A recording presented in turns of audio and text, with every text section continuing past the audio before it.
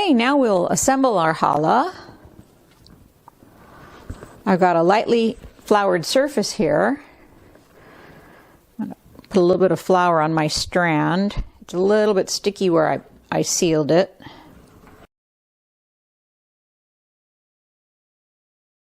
I'm laying them seam side up for a certain reason, which you'll be able to see later.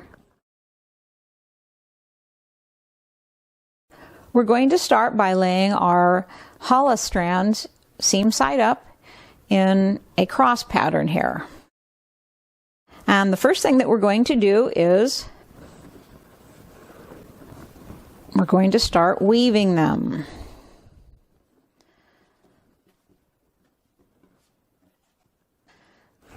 We'll have the challah under, over, under, over, under, over, under, over.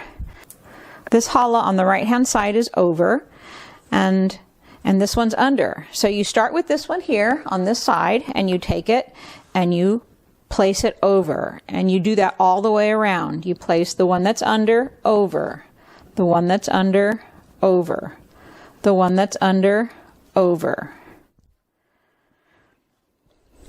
And then when you're done, you go back the other direction and you do it the other way.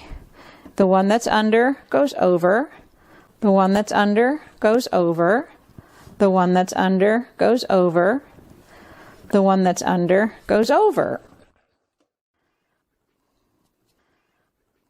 And then you go back in the other direction. The one that's under goes over, the one that's under goes over, the one that's under goes over, the one that's under goes over. And you've done that 3 times now. So instead of tucking them under or continuing to go under and over, you'll take the strands, do a little twist on them, and then pull them to the middle.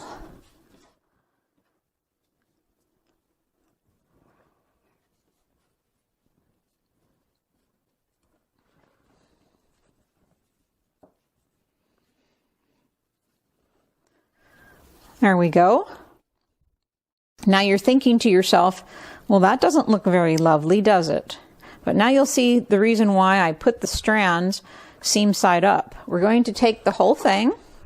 I have a 9.5 inch diameter cake pan here, and it's a heavy pan. I've got it sprayed already with pan spray.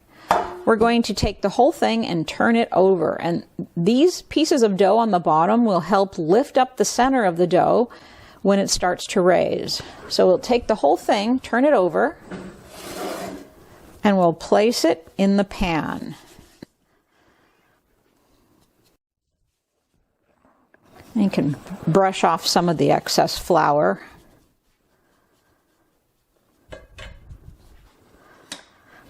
There we go.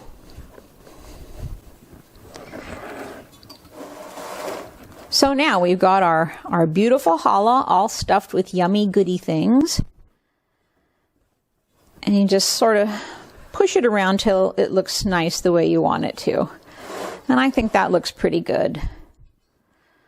Now I'm going to make an egg wash, and we're going to put an egg wash on top, and we'll let it do its final proof. And its final proof should take anywhere from an hour to an hour and a half. Now that it's stuffed with a lot of weight of the filling, it's going to need to take a little bit of time to raise up with the weight of the filling. So it'll take an hour to an hour and a half, and I'm guessing closer to an hour and a half. So we'll go ahead and put it in a warm place. I'll put it in my proofer again at 78 degrees Fahrenheit.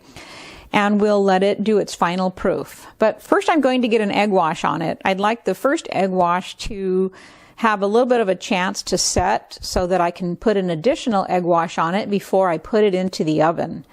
So let's get our egg wash made.